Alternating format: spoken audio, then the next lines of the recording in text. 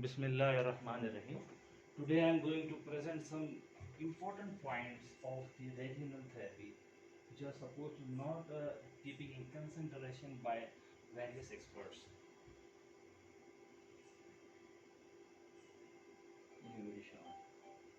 Myself, Muhammad Firaz.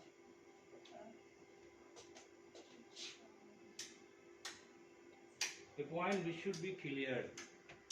Which point should be cleared?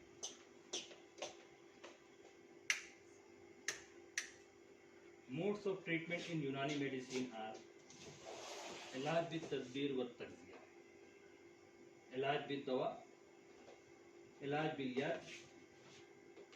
इलाज bill ग़िज़ा should not be considered as a separate treatment. It is a part of इलाज बिल तदबीर. Is moderation and modification in माकुलात व मशरूबात, food and drinks. हमारे यहाँ कुछ लोग जो है इलाज बिल ग़िज़ा को अलग से एक ट्रीटमेंट मानते हैं, जिसको डाइटोथेरेपी बोलते हैं. लेकिन बेसिकली ये तो माकुलात व मशरूबात में तसर्रुफ करना है. जैसा कि आप लोग जानते हैं कि इलाज की तदबीर क्या है. असबाब सित्ता ज़रूरिया में तग़य्युर को तसर्रुफ करना. असबाब सित्ता ज़रूरिया में क्या आता है? माकुलात व मशरूबात, हवा, पानी, नौम और हो गए. तो ये सारी चीज़ों में हम तग़य्युर व तसर्रुफ करते हैं. तो इलाज बिल ग़िज़ा जो है वो एक्चुअली तसर्रुफ करते हैं हम माकुलात व मशरूबात है. मशरूबात तो पानी भी आ जाता है. अगर हम पानी को अलग से मेंशन ना करें तो वो इसी के अंदर आता है. It should also be clear that all classical literatures in Unani medicine agree upon that these modes of treatment are not separate approaches, but they may be complementary to each other.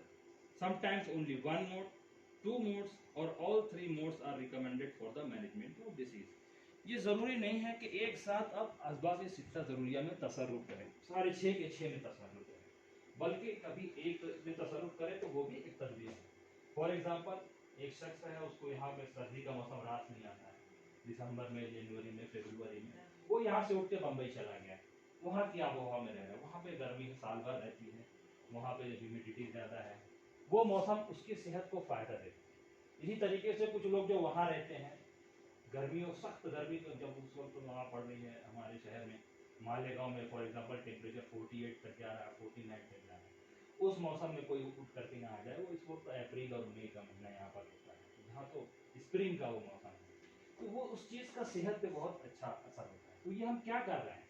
हम तब्दील आबो हवा कर रहे हैं, हम तसर्रुफ कर रहे हैं हवा के अंदर. सिर्फ एक ही आपने जो है उसमें जो है सबब में तसर्रुफ किया. ये भी इलाज की तदबीर है. अब है क्या, देखिए इब्न सीना की बात हम देखते हैं तो उसने क्या कहा है. as defined by Ibn Sina, tadbir is a modification in 6 essential factors. This definition was vastly accredited by followers. Regimental therapy is a need of our basically. आप देख रहे हैं इस वक्त तो लोगों का रुझान जो ज़्यादातर है कि वो इलाज की तदबीर की जाने. वजह उसकी ये है कि लोगों ने ये बात मशहूर कर रखी है कि यूनानी दवाओं से बड़ी देर में असर होता है. चाहे आप माजून खा रहे हो, जवारिश खा रहे हो, जो भी चीज़ खा रहे हो. मैं कहता हूँ ये गलत बात है. यूनानी दवाएं बहुत तेज़ी से असर करती हैं. आप किसी डायबिटिक पेशेंट को आप करेला जूस दे करके देखिए, उसके बाद फिर से उसकी शुगर लीजिए, आपको वाजे प्री और पोस्ट में जो है आपको वाजे फ़र्क नज़र आएगा. बहुत तेज़ी के साथ उसका एक्शन होता है. वो जो भी एक्शन करती है वो बीटा सेल पे जाके एक्ट कर रही है, पैंक्रियाज पे जाके कर रही हो, या फिर जो है वो सेलुलर मेटाबॉलिज्म को फास्ट कर रही हो, जो भी उसका एक्शन हो, जो जिस पे अभी रिसर्च की ज़रूरत है, उस पर काम करने की ज़रूरत है, लेकिन एक्शन उसका बहुत फास्ट है. कुछ ज़ियाबतीस का एक्शन बहुत फास्ट है. बड़े बड़े जो डायबिटिक कीटोएसिडोसिस में जो लोग मुब्तला थे उनको मैंने कुछ ज़ियाबतीस, उन्होंने बताया कि जो हम इंसुलिन से इतनी इमीडिएट इफेक्ट नहीं देखते हैं जो इफेक्ट उसमें आ रहा है. Regimental therapy is one of the most applied aspect of Unani system of medicine. Nowadays, so many regimental techniques are used across the globe to treat various diseases, but still it requires validation and advancement so that it fulfills the feasibility and reliability criteria of scientific world. In front of scientific world, they don't rely on your buildings, on your theories, they rely on results. You have to put the results in front of the modern world. असबाब सित्ता ज़रूरिया है क्या? अभी जो मैंने बताया, हवा, माकुलात, मशरूबात, हरकत सुकून बदनी, हरकत सुकून नफसानी, नौम यक़ज़ा, इहतिबास व इस्तिफ़राग। जहाँ तक हम हवा की बात करें तो recognising the influence of surroundings and ecological condition on the state of health of human being. अभी मैंने आपको एग्जांपल दी कि कैसे हम तसर्रुफ कर सकते हैं। Moderation and modification of non-essential factors like habit, habitat, cosmic, terrestrial influences, social factors, professions, इन सब ये भी इलाज भी तदबीर का एक हिस्सा है। एक आदमी जो है वो कोई ऐसा काम कर रहा है जिसकी वजह से उसकी सेहत बर्बाद हो गई। जो लोग इंडस्ट्रीज में काम कर रहे हैं उसकी वजह से सेहत खराब होती है, एस्बेस्टोसिस हो रहा है, सिलिकोसिस हो रहा है, वहाँ से आप उसको निकालिए, कोई ऐसा काम सुपुर्द कीजिए, कोई एग्रीकल्चरल काम उसको दिए जहाँ वो अच्छी इन्वायरमेंट में काम करे, खुली फिजाओं में काम करे, उसकी सेहत पे उसका अच्छा असर जो है पड़ेगा। लोकली जो होते हैं वो मुकामी तौर से भी टेरिस्ट्रियल इन्फ्लुएंसेस बसा औकात होते हैं, उसको भी ठीक कर देते हैं तो मामला ठीक हो जाए। Maintenance of proper ecological balance. लेकिन यहाँ पे कुछ तो बात है, लोग साफ सफाई का ख्याल रखते हैं जिसके नतीजे में यह है नालों का पानी तक साफ रहता है। दूसरी एक वजह यह है कि यहाँ पे पानी माशाल्लाह बहुत कसरत से है। जब पानी ज़्यादा होता है तो बहाव तेज़ होता है, बहाव जब तेज़ होता है तो वो गंदगी को अपने साथ बहा करके लेके चला जाता है। हरकतों सुकून बदनी, ये ज़्यादा तफसील में अब मैं आपको क्या बताऊँ कि बहुत सारी तदाबीर हमारे यहाँ पे हैं जो सुकून बदनी का काम करती है। आप यहाँ से थक करके घर जा रहे हैं, ठीक है, घर पे जाने के बाद अगर कोई मालिश करने वाला मिल जाए, कोई हमाम करने वाला मिल जाए, ठीक है ना, कोई जो है आप मुनासिब एक्सरसाइज रोज़ाना सुबह के वक्त कर रहे हैं, तो ये हरकतों सुकून बदनी में एक किस्म का बैलेंस पैदा होता है और इससे सेहत जो है वो हमारी कायम रह सकती है। जैसा कि इल्म की तारीफ है, ये वो इल्म है जिसमें बलिहाज से अदम सेहत जवाल सेहत से बहस की जाती है। अगर सेहत हासिल हो तो उससे कायम रखे, और अगर मर्ज हो तो उसका इजाला किया जाए। तो कहने का मतलब यह है कि हर चीज़ जा करके एक बेस पे देखिए जमा हो रही है। हमारी पूरी थ्योरी आप देखेंगे, पूरी बात जा करके वो जो इल्म की डेफिनेशन इब्न सीना ने जो दी है वहाँ जा करके मुताबिक हो जाती है।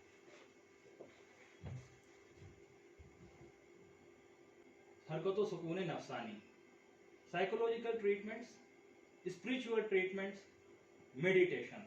अब आपको मैं बताऊं प्रैक्टिकल बात, आज ओपीडी में 2 पेशेंट आए, दोनों प्योरली साइकोलॉजिकल मुझे नजर आए। एक तो नौजवान खातून थी और उन्होंने जो है अपनी इतनी परेशानी बयान, कभी वो कहने लगती थी मेरे सारे जोड़ों में दर्द होता है, कभी वो कहती थी मुझे इसोफेजियल रिफ्लक्स होता है और हर वक्त जो है एक दर्द सा यहाँ पर महसूस होता है जहाँ पर ये दिल की तरफ। कभी वो कहती थी मैंने सारी रिपोर्ट्स करवाई, मैंने एंडोस्कोपी करवाई, वो नॉर्मल आई, मामूली सवार आया है, वो उतना सिग्निफिकेंट नहीं।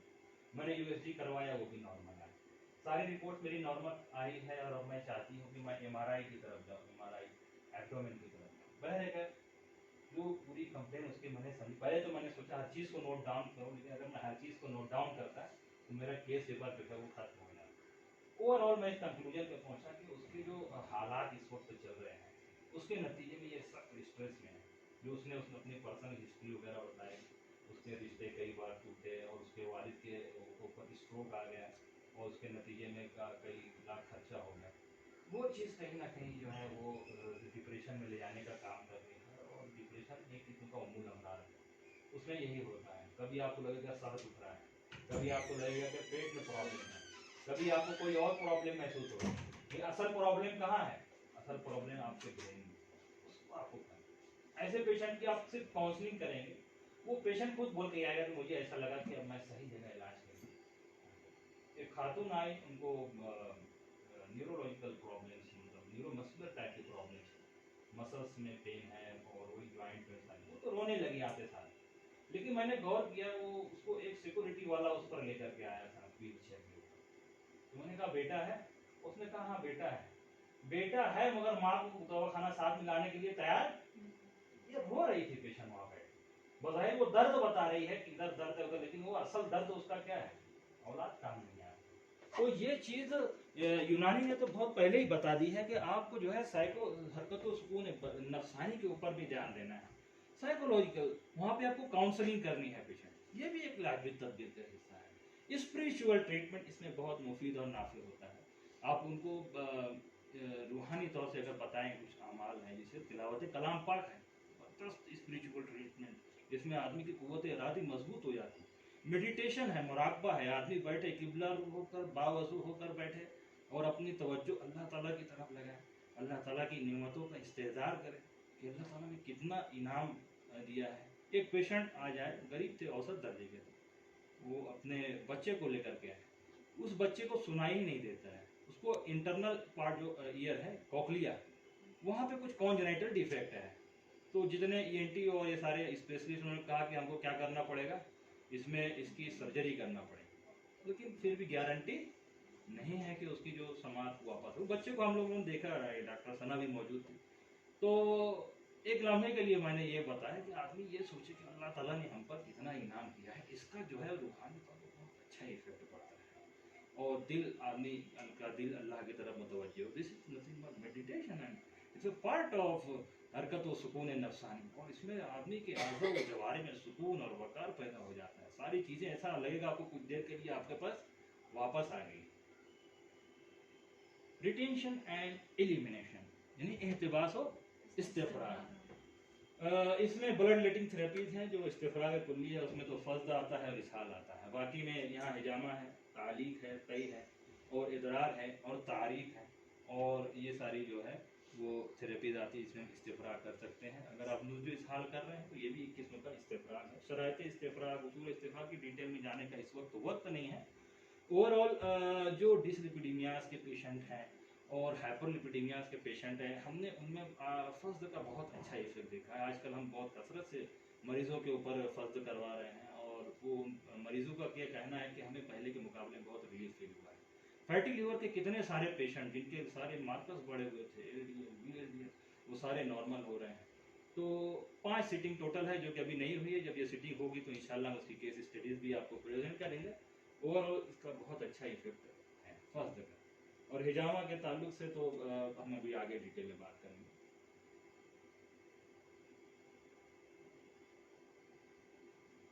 बहुत सारी रेजिनल थेरेपीज हैं, जो मैंने आपको बताया कि सिर्फ तब्दील आबो हवा, इसके अलावा जो लिल अतिब्बा ने बयान की है बड़ी तादाद, रियाजत, दल्क, हिजामा, तालीक, फर्द, हमाम, तारिक, इसहाल, कई, इदरार, हुकना, हुमूल, फरजजा, तगरीक।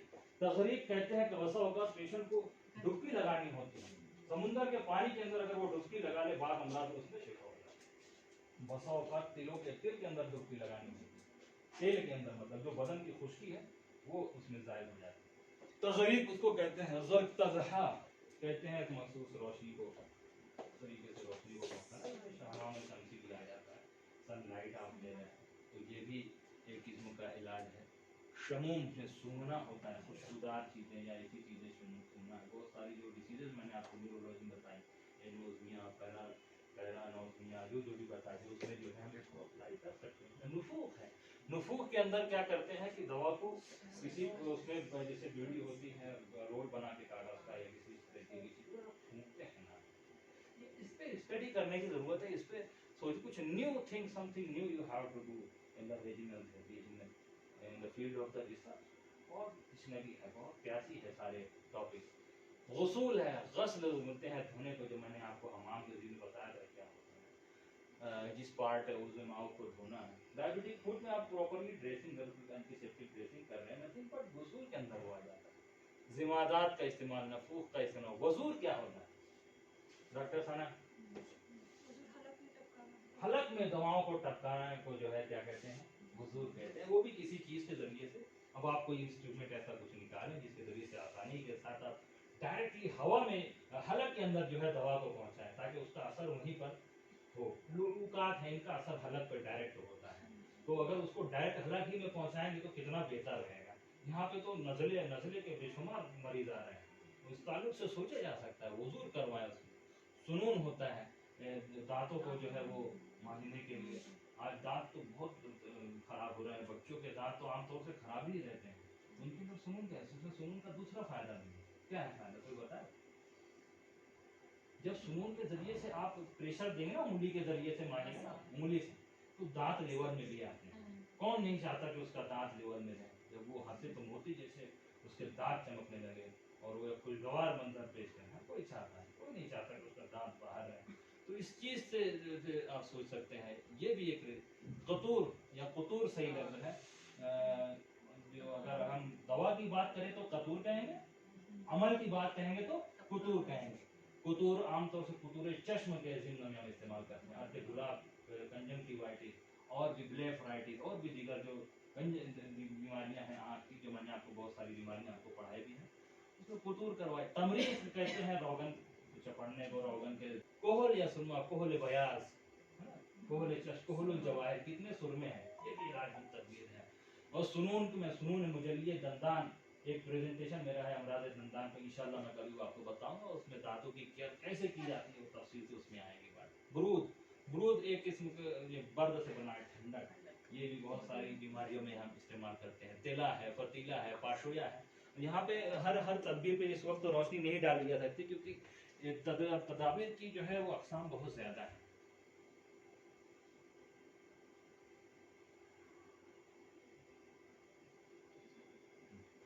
हिजामा पे मैंने बात की, ये RRU उड़ीसा में मैं हिजामा वहाँ करता था, उस वक्त वहाँ पर रीजनल यूनिट का इंचार्ज मैं ही था।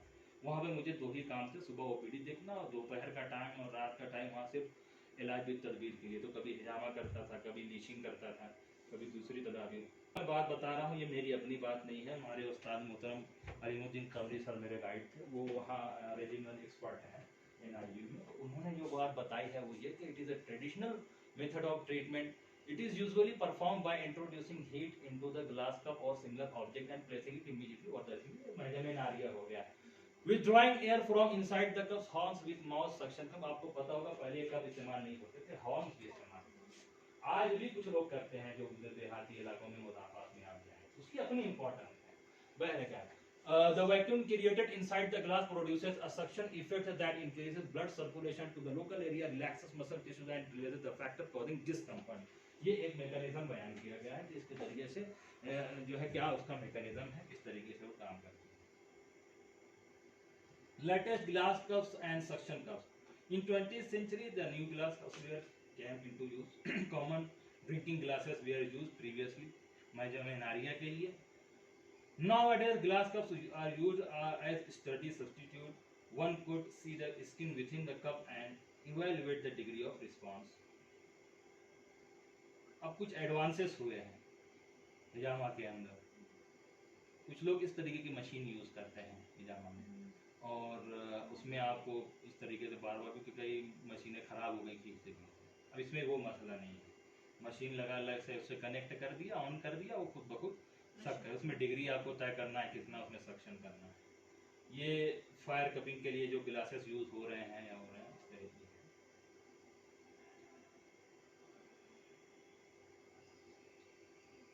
एक पैगाम ये है बहुत अहम कि ओनली हिजामा इज़ नॉट यूनानी, यूनानी इज़ मोर देन दैट। आज एक कंसेप्ट बन गया हिजामा को, ऐसा चलन हुआ, जो देसी हकीम हैं आमतौर से उन्होंने हिजामा इलाज भी, सुन्नत भी और भी मुख्तलिफ स्लोगन के जरिए से ऐसे उसका प्रचार किया कि लोग क्या समझने लगे कि जो कुछ है ये हिजामा है, यही यूनानी है, हर चीज, हर दर्द की दवा है हिजामा। लेकिन साइंटिफिकली ये बात जो है वो सही नहीं है। हिजामा के अपने इंडिकेशन हैं, और जहाँ पे हिजामा का कॉन्ट्रा इंडिकेशन है वहाँ हिजामा नहीं यूज़ कर सकते हैं। एक आदमी ने जो पटना का था, एक आदमी वहाँ बडनेरा अमरावती का, मैं आगे बताऊंगा, पूरे बदन पे कप लगा दिया, इतना खून निकल गया कि मरीज क्या हो गया, जाबाक हो गया। हाँ, हाइपोवोलेमिक शॉक एंड डेथ। अब जाहिर बात है, मैंने आपसे भी कहा कि जो वेस्टर्न वर्ल्ड है वो आपकी रिसर्च पे रिलाय करता है, जो आपकी रिसर्च होगी उस लिहाज से जो है वो एक्सेप्ट करेंगे। उस पर हमने, मेरी पहली स्टडी जो है फॉर्चुनेटली ये हिजामा ही पर थी, जिसमें मैंने ड्राई कपिंग और महजमे नारिया के बीच में कंपैरिजन किया। जो रिजल्ट्स आए वो ये थे कि जो महजमे नारिया है वो ज़्यादा इफेक्टिव आई। ओवरऑल दोनों इफेक्टिव थी, लेकिन इंट्रा ग्रुप कंपैरिजन जब हमने किया तो हमने देखा कि महजमे नारिया ज़्यादा इफेक्टिव है। उसकी एक वजह जाहिर बात है ये कि आग मौजूद है वहाँ पर।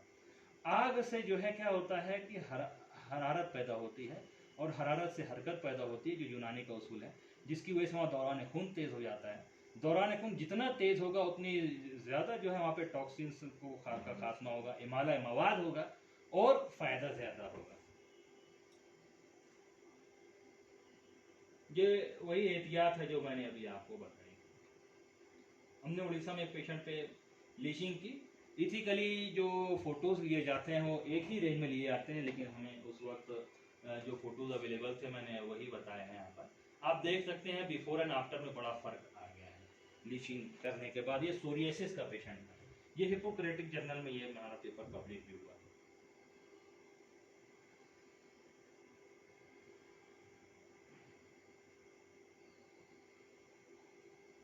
ये पाई चार्ट के जरिए से रिजल्ट को बताया गया है कि क्या फायदा हुआ उसको। बहरकैफ एक स्टडी हमने यहाँ नतूल पर की है। नतूल उस वक्त कहेंगे जब दवाओं की तरफ इशारा हो, नतूल उस वक्त कहेंगे जब प्रोसीजर की तरफ है। नतूल कहते हैं कि धारना दवाओं को, मगर थोड़ा बुलंदी से। सुकूक में भी दवाओं को धारा जाता है लेकिन कम बुलंदी से धारा जाता है। तो एक इंसोमिया की पेशेंट पर हमने इस पर स्टडी की थी, यहीं RRI में की थी। माशाल्लाह जो है वो उसको बहुत फ़ायदा हुआ। ये नतूल सेक्शन हमारे RRI का है। ये रिजल्ट्स हैं, डिटेल आप देख सकते हैं। ये RRI उड़ीसा का फ़ोटो है जहाँ पर हमने जो है दल्ग किया है, मसाज वगैरह किया। और इसी तरीके से जो है लोकल स्टीम बाथ जो है वो भी दी पेशेंट को मुख्तलिफ परेशानियों के अंदर। ये जॉइंट पेन के अंदर ये लोकल स्टीम दी जा रही है। वहाँ जहाँ पे जो आपको स्टीमिंग चेम्बर नज़र आ रहा है ये लकड़ी का है, ये NIU में मौजूद है। ये हमारे यहाँ का फुल बॉडी स्टीमिंग चेम्बर है RRI में। ये टर्किश बात है जिसकी डिटेल हमने आपको हमाम की प्रेजेंटेशन में बताई थी। हमाम के ताल्लुक से डिटेल जानना चाहें तो इसके ऊपर हमारी एक बुक है जिसमें हमने बहुत सारे जो है नुकात को वाज़ेह किया है। एक तो हमने इसके अंदर हमाम का तारुफ पेश किया है, हमाम की लघुई तहकीक लिटरली डिटेल में अगर कोई जानना चाहे हमाम में और गुस्ल में क्या फ़र्क है, हमाम का हिस्टोरिकल बैकग्राउंड फिर हमने पेश किया है। और हमाम और इस्लाम का क्या ताल्लुक़ है वो बताया है। मुल्क रूम में इसकी इब्तिदा कैसी हुई हमने उस सिलसिले में बात की है। हमाम के में ताल्लुक़ से यूनान में क्या हुआ फिर वो अहमियत का हामिल है। हमाम कुरून वस्ता में मिडिल एजेस में क्या उसका मामला रहा, और हिंदुस्तान में हमाम आया तो किस तरीके से आया। इसमें शेर शाह सूरी का बनाया हुआ हमाम है, उस पर डिस्कशन किया गया है। मैं एक हाईलाइट्स आपको सिर्फ बता रहा हूँ। ये इब्राहिम आदिल शाह का जो हमाम है उसके ताल्लुक़ से बातें हैं। और हमाम के ऑब्जेक्टिव्स क्या हैं, एक आइडियल हमाम कैसा होना चाहिए, और हमाम में दाखिल होने का तरीका क्या है, हमाम की तामीर में क्या अज्जा शामिल होते हैं, और इसी तरीके से हमाम का मैकेनिज़्म क्या है जिसके ज़रिए से जो है वो बीमारियों से राहत महसूस होती है, आदमी निजात पाता है। और हमाम की तामीर में किन चीज़ों का ध्यान रखना चाहिए। और मासराना हमाम मतलब एक रिसेंट में हम जो हमाम बनाए तो उसको कैसे बनाएं और उसमें किन बातों का ध्यान रखें। हमाम की अक़साम, हमाम की खसूसियात, हमाम के शराइत, मानियात हमाम, माने दुखूल हमाम क्या हैं, और हमाम से बाहर आने के आदाब क्या हैं, प्री एंड पोस्ट जो प्रोसीजर्स हो सकते हैं उसके ताल्लुक से हमने बात की है। उसके बेनिफिट्स क्या हैं, उसके नुकसानात क्या हैं। मुख्तलिफ अमराज में हमाम का इस्तेमाल करने का जो अतिफ़ा ने तस्करा किया है, मुख्तलिफ किताबों के हवाले से हमने उसको भी जो है वो जिक्र किया है। और इसी तरीके से सीमा ने मुफरिद का इलाज हमाम के ज़रिए हमारे यहाँ जो स्टडी हुई है उसके रिज़ल्ट्स यहाँ पर हाईलाइट किए गए हैं। और भी जो बहुत सारी तहकीकात हो चुकी हैं हमाम के सिलसिले में वो भी हमने इसमें शामिल किया है। और अतिब्बा जो हैं उन्होंने क्या क्या बातें कही हैं हमाम के सिलसिले में। अतिब्बा लफ्ज़ सही है तो वो जहाँ जहाँ भी मेंशन किया है उस ताल्लुक से उसे हमने बताने की कोशिश की है कि हमाम को अतिब्बा ने समझा क्या, कैसे उसको बताया है, असली मफ़हूम क्या है। हमाम के उन्वान पर फ़हरिस्त कुतुब, ये बड़ी मुश्किल से हासिल हुआ। यही कई किताबों की छानबीन करने के बाद हमने निकाला कि किन माजी में जो पिछली सदियों में अतिब्बा ने हमाम के ऊपर जो किताबें लिखी हैं उसको हमने यहाँ पे इस फहरिस्त में जमा करने की कोशिश की है छानबीन के बाद। और अतिब्बा के मामूलात जिसमें हमाम का जिक्र था वो हमने लिखा है। और हिफ्ज़ सेहत में हमाम का रूल क्या है वो हमने बताया है। और इफ़रात व एतदाल की क्या अलामत है वो बताया है। फिर ईरानी हमाम जो काफ़ी एडवांस इस दौर का है उस पर कुछ हाईलाइट किया। हमाम के असरात हकीम सैयद ज़िल्लुर रहमान ने शरह व बस्त के साथ बयान किया है, उसको भी हमने इसमें शामिल किया है। हमें हकीम कौसर चांदपुरी ने कुछ बातें मखसूस बातें कही हैं, उनका अपना एक नज़रिया है हमाम से मुतालिक, वो हमने पेश किया है। फिर हमने अपने तजुर्बात कुछ जो हमाम के सिलसिले हैं वो भी इस किताब में हमने शामिल किया है। ये NIM का सीढ़ीदार चैम्बर है, हम देख सकते हैं। इसमें पेशेंट को बैठाते हैं, बवासीर है और भी बहुत सारी बीमारियां हैं जिसमें जो है सीढ़ीदार कराया जाता है, आफलन कराया जाता है। ये भी इलाज की तदबीर का हिस्सा है और बहुत मुफीद है। अब असल बात की तरफ हम आते हैं कि अब हमें करना क्या है। ये तो आप बातें आप पहले सुनते रहे हैं, इसमें बहुत सारी बात है। उम्मीद है आपको ऐसा लगा होगा कि हमने पहली बार इस मुद्दे पर गौर किया है और इस बात को सुना है, लेकिन करना क्या है ये चीज़ बड़ी अहमियत की हामिल है। हमें डेवलपमेंट ऑफ कॉन्सेप्ट करना है। सबसे पहले इसका एक्चुअल कॉन्सेप्ट क्या बताया गया है, तो हमने उर्दू में लिखा है, कॉन्सेप्ट हमने बताने की कोशिश की है, लेकिन हमें कोई ऐसे स्टूडेंट, ऐसी टीम की ज़रूरत है जो इस चीज़ को इंग्लिश में कन्वर्ट करे ताकि इस चीज़ को पेश किया जा सके कि एक्चुअल कॉन्सेप्ट जो है क्या पेश किया है हमारा, ताकि और लोग इसको समझ सकें। तो development of concept, development of technology. अभी जो टेक्नोलॉजी आजकल बहुत एडवांसमेंट हो गई है, हम किस तरीके से इसको इसमें इनकॉर्पोरेट कर सकते हैं, कैसे इसको एडवांसमेंट कर सकते हैं। फॉर एग्जांपल हमाम है, हम चलो इस्तेमाल करें फुल बॉडी स्टीमिंग चेंबर, ये नहीं हमाम है, फुल बॉडी स्टीमिंग चेंबर। हम किस तरीके से इसमें और 2 कमरों का इजाफा करें और कैसे उसको अच्छे से अच्छे उसमें सैनिटेशन हो, प्रॉपरली हाइजीन को मेंटेन करें, सारी बातों को जो है SOPs को develop, standard operative procedure, pre care क्या है, पोस्ट केयर क्या है, ड्यूरिंग केयर क्या है, validation of various regiments on modern clinical parameter for different disease entities. अब जो वैलिडेशन का जो मसला है तो वो उसके लिए CCREM तो प्रोजेक्ट बनाते ही है, हमें अपने भी प्रोजेक्ट इसमें बनाने चाहिए। खासतौर से MD स्कॉलर्स को मैंने जो बातें पीछे आपको कही हैं कि वैलिडेशन स्टडीज ही आप भी कर रहे हैं, तो इस सिलसिले में आप सोचें कि हम क्या काम कर सकते हैं। डॉक्यूमेंटेशन इसका प्रॉपरली होना चाहिए। हमारे बच्चे काम तो कर रहे हैं, डॉक्यूमेंट किसी के पास नहीं होता इल्ला माशाअल्लाह। कभी हम मांग लेते हैं तो भाई बताओ पेशेंट का जो केस पेपर है वो कहाँ है, जो OPD में आया, उनके पास नहीं होता है, नहीं किया ना प्रॉपर डॉक्यूमेंटेशन। या जो किताबों का रेफरेंस वो दे रहे हैं तो उसका बस मोबाइल से इमेज लेकर के रखा है, क्योंकि प्रिंट लेने के लिए कुछ इंतजाम नहीं है। नहीं, ऐसा मत करो, अल्लाह ताला तौफीक दे, थोड़ा सखावत का मामला करो, अपना प्रिंटर ले लो। वहाँ तो NIM में PG स्कोर पर अपना प्रिंटर होता है, प्रॉपरली डॉक्यूमेंटेशन होना चाहिए।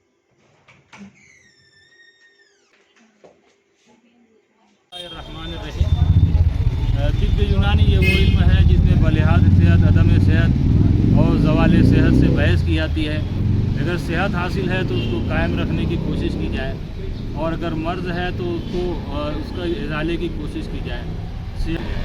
माई self doctor Mohammad Shiraz, working as a research officer Unani scientist level 1 at regional research institute of Unani medicine Jammu and Kashmir. आज हम तिब्ब यूनानी से मुतालिक जो है कुछ बातें करेंगे।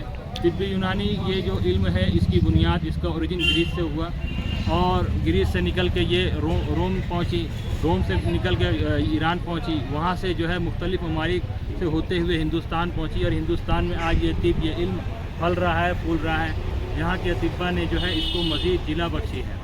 तो तिब्ब यूनानी में की बुनियाद जो है वो अखलाक के नज़रिए पर है, मिजाज के नज़रिए पर है, अरकान के नज़रिए पर है। अखलाक जो है 4 हैं, दम, बलगम, सफ़रा, सौदा। इन अखलाक में कोई तवाज़ुन बाकी ना रहे, और तवाज़ुन बिगड़ जाए तो उसकी वजह से अमराज पैदा होते हैं। इसी तरीके से मिजाज में अगर कोई ख़राबी पैदा हो जाए तो उससे मिजाज पैदा होता है और अमराज पैदा होते हैं। इन्हीं बुनियादी उसूलों पर जो है तिब्ब यूनानी में इलाज किया जाता है। तिब्ब यूनानी में इलाज के 3 बुनियादी तरीके हैं, इलाज बिद दवा, इलाज बिद दवा और इलाज बिद तदबीर। तो आज हम जो है इलाज बिद तदबीर के ऊपर रोशनी डालने की कोशिश करेंगे। ये इस वक्त हम regional research institute of Unani medicine में हैं, ये श्रीनगर जो है वहाँ पर वाक़ है। Now our hospital is NABH accredited hospital. यहाँ पर काउंसिल में 2 ही इंस्टीट्यूट इस वक्त हैं जो NABH एक्रीडिटेड, जिसमें से ये हमारा एक हॉस्पिटल है, इसको भी national accreditation board for hospital जो है इसको एक्रीडिटेशन मिला। अब हम आपको हॉस्पिटल के अंदर लेकर के चल रहे हैं। This is one of the prominent institute in United system of medicine in India. ये आप IPD ब्लॉक को देख सकते हैं, उधर OPD ब्लॉक है, उधर एडमिनिस्ट्रेटिव ब्लॉक है। एक्चुअली ये कश्मीर यूनिवर्सिटी का एक पार्ट है और ये बहुत ही खूबसूरत यूनिवर्सिटी है, जो वर्ल्ड की कई यूनिवर्सिटी में बड़ी खूबसूरत यूनिवर्सिटी मानी जाती है। आप चिनार के दरख्तों को भी देख सकते हैं। अब हम इलाज बिल तदबीर यूनिट की तरफ चलेंगे। इस वक्त हम इलाज बिल तदबीर यूनिट के पास है, रीजनल थेरेपी यूनिट। इलाज बिल तदबीर ये यूनानी का वो तरीका इलाज है जिसमें असबाब सित्ता ज़रूरिया 6 इसेंशियल फैक्टर्स में तसर्रुफ़ किया जाता है और इलाज किया जाता है। हवा है, पानी है, माकूलात व मशरूबात है, हरकत व सुकून बदनी व नफसानी है, नौम अज़ा है, इंतबास व इस्तिफ़राग है। ये 6 इसेंशियल फैक्टर्स हैं जिसमें जो रद्द बदल करके तसर्रुफ़ करके जो है वो इलाज किया जाता है। अब हम जो है अंदर जाके, ये निजामा बिन्नात फायर कपिंग चेंबर है। हम फायर कपिंग के ताल्लुक से जो है वो देखते हैं कि एक्चुअली होती क्या है। यस डॉक्टर ने We are doing this fire cupping procedure, also called as hijama bin nare, in the patient with lumbar spondylosis. In this procedure, we take appropriate sized glass cups and we sterilize them. Then we take cotton balls soaked in the spirit and we hold them with the help of forceps. The cotton balls are lighted and then moved inside the glass. Inside, the flame is taken out and the glass is placed on the surface of the skin and the vacuum is created. Then we place these cups on the surface for about 15 minutes. It's used in these types of conditions like cervical spondylosis, lumbar spondylosis, in the management of knee osteoarthritis, sciatica, and various types of musculoskeletal pains. अब हम एक और regional therapy जिसको हम दल्क कहते हैं, massage कहते हैं, इस ताल्लुक से जो है हम मालूमात हासिल करेंगे कि ये क्या है, किस तरीके से की जाती है, किन बीमारियों में की जाती है।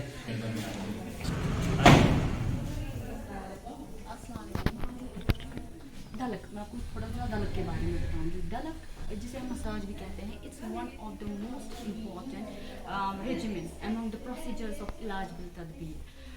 It's most commonly and widely used procedure for restorative, preventive as well as the therapeutic purposes.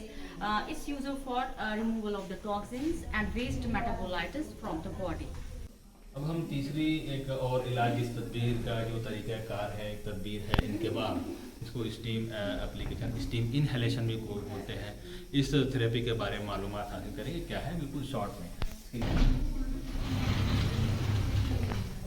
अस्सलाम वालेकुम, my name is doctor उज़मा Rahman और आज हम जो आपको प्रोसीजर दिखा रहे हैं इसे इनकबाब कहते हैं, लोकल स्टीमिंग इंस्ट्रूमेंट। और इसमें ये जो प्रोसीजर है इसमें हम, ये स्टीमर है हमारा, इसमें हम मुखल्लिल दवाएं डालते हैं, एंटी इन्फ्लेमेटरी ड्रग, नाखूना, बाबूना, गुलेटिसू, नमक लाहौरी, और इसे हम लोकल स्टीमिंग करते हैं पेशेंट को। और ये रोमेटिक डिसऑर्डर्स में ज़्यादा बेनिफिशियल है, जैसे कि रूमेटॉइड आर्थराइटिस हो गया, ऑस्टियोआर्थराइटिस हो गया या सियाटिका हो गया, इसमें हम लोकली स्टीम कर सकते हैं।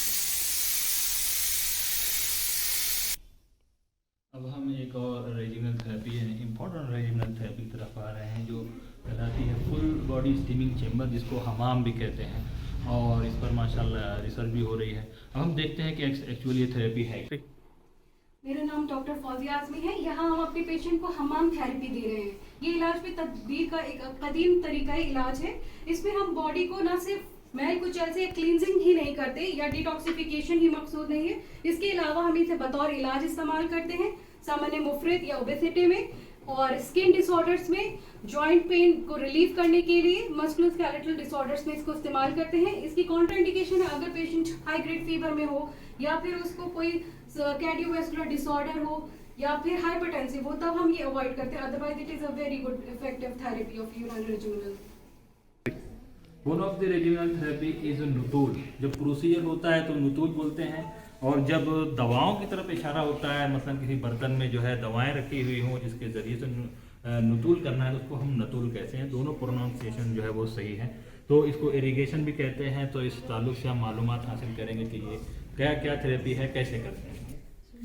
She is the patient Parveena and she is diagnosed with migraine, and we are treating her with the Natul therapy, one of our regimental therapy, in which we pour a medicated decoction on this equipment, and there is a streamlined flow of this decoction on the desired part. For example, she is suffering from migraine and this is her 4th visit today, and she is getting significant relief in her symptoms. Her severity of headache has also been decreased. This decoction, we can even use a medicated oil in this equipment to get the desired effects, and we are using this in different kind of psychological disorders or nervous disorders, for example insomnia, and we have even used it in the patients with arthritis, knee arthritis, lower backache, and in fact we have also used. Thank you. One of the regimen therapy is hijama belasha, cupping without scarification. तो ये भी एक इलाजी तदबीर का हिस्सा है। अब ये कैसे करते हैं, क्या है, इस ताल्लुक से हम जानने की कोशिश करेंगे। Here I am doing dry cupping. It is the most important method of dry cupping. It is the most. Here I am doing dry cupping. It is used to evacuate the local morbid matter and diversion of morbid matter from the superficial skin. And here we apply the cups with the help of negative pressure created through vacuum. It is indicated in sciatica, lower backache, and frozen shoulder. It is also indicated in lots of diseases, musculoskeletal diseases. इरसाल अलग leaching therapy जिसको बोलते हैं या हिरिडोथेरेपी भी जिसको बोलते हैं, ये एक नेचुरोपैथी है जिसमें एक कीड़ा होता है जिसको हम लीच कहते हैं, जोंक कहते हैं, और इसको हम जो है मुकाम मर्ज़ पर लगाते हैं जिसे, और ये जो कीड़ा होता है ये वहाँ पर लोकली खून को, ब्लड को सक करने लगता है। It is one of the blood letting therapy, like हिजामा बिशर्त is a blood letting therapy, like first is a blood letting therapy, this is also a blood letting therapy। और जो अमराज जिल्द होते हैं ख़ास तौर से उसमें बड़े फ़ायदा करती है। आप देख सकते हैं जो ज़ख़म है, बहुत सारे अमराज जिल्द हैं, सोरियासिस है और इसी तरह एक्जिमा है, एलोपेशिया भी है, और बहुत सारी डायबिटिक फूड के अंदर इसे बाकायदा रिसर्च हुई है। बहुत सारे पेशेंट जो डायबिटिक फूड थे उनमें लीचिंग की गई, वो रिकवर हो गए और एम्पुटेशन से बचे रहे। तो ये एक बहुत अच्छा होलिस्टिक अप्रोच है, इस पर बहुत काम करने की, रिसर्च करने की ज़रूरत है। अब हम नेक्स्ट थेरेपी की तरफ चलते हैं। One of the regiment therapy is हिजामा बिशर्त, शर्त स्कैनिफिकेशन। इसमें फ़र्क ये होता है हिजामा बिला शर्त में और हिजामा बिश शर्त में कि बिश शर्त में इंसिजन लगाया जाता है, जबकि बिला शर्त में इंसिजन नहीं लगाया जाता, जो हमने ड्राई कपिंग के सिलसिले में पीछे देखा है। इसमें जो है इंसिजन लगाते हैं, मकसूद ब्लड लेटिंग है, इस्तिफ्रा के दम है, इसके अपने पॉइंट्स होते हैं, सुन्ना पॉइंट, क्योंकि एक सुन्नत भी है और इसमें बड़े फ़ायदे हैं। हदीस में और के में भी इसकी जो है इंडिकेशंस मौजूद हैं बहुत सारी बीमारियों के अंदर में। याफूक है, अखदाइन है, का महदुआ है, काहिल है, तो ये सारे जो है वरिक हैं और फूट पॉइंट है, ये इसके सुन्नत पॉइंट्स हैं। इसके अलावा इसके जो बेनिफिट्स होते हैं वो यहाँ पर जो है डायग्राम के ज़रिए से समझाने की कोशिश की गई है। आमतौर से जो इंतलाई अमराज होते हैं उनके अंदर जो है तो वो ये थेरेपी जो है वो की जाती है, और ब्लड लेटिंग की वजह से हाइपरटेंशन वगैरह के अंदर भी बहुत फ़ायदा होता है। इस पर रिसर्चेस भी हो चुकी हैं। यहाँ पर हम देख सकते हैं कि किस तरीके से की जाती है, क्योंकि इस वक्त पेशेंट नहीं है इसलिए हम डायग्राम से ही बताने की कोशिश कर रहे हैं कि किस तरीके से कप अप्लाई किया जाता है। कुछ देर तक कप रखने के बाद फिर वहाँ पर उसको हटा करके वहाँ पर इंसिजन लगाया जाता है। इंसिजन लगाने के बाद जो है फिर कप अप्लाई किया जाता है, सक किया जाता है, ब्लड एक्यूमुलेट हो रहा है। ब्लड एक्यूमुलेट होने के बाद कुछ देर के बाद जब नियर अबाउट 30 to 50 ml जब ब्लड एक्यूमुलेट हो जाता है तो कप को हटा करके फिर ड्रेसिंग कर दी जाती है, और आमतौर से 15 डे के फॉलोअप पर हम ये वेट कपिंग जो है करवाते हैं। और बहुत सारे अमराज में ये मुफीद है, जो न्यूरोमस्कुलर डिसऑर्डर्स हैं, जो ब्लीडिंग डिसऑर्डर्स हैं, उनके अंदर भी बाज़ ब्लीडिंग डिसऑर्डर्स के अंदर ये मुफीद होती है। तो ये हमारा इलाजी तदबीर का जो हिजामा बिशर्त का चैम्बर है, इसमें हम लोग ब्लड लेटिंग करते हैं, और ये कुछ उसके इंस्ट्रूमेंट्स हैं जिसके थ्रू हम लोग प्रेशर क्रिएट करते हैं। और ये एक सुन्नत भी है, जैसा कि रसूलुल्लाह सल्लल्लाहु अलैहि वसल्लम ने फरमाया है। इसमें मिशकात शरीफ में फरमाया गया है कि Rasulullah saw once hurt on his leg probably due to the clogging of the blood, hence he underwent cupping off on his leg। तो ये एक सुन्नत भी है, तो हम लोग इसको इस्तेमाल भी कर सकते हैं।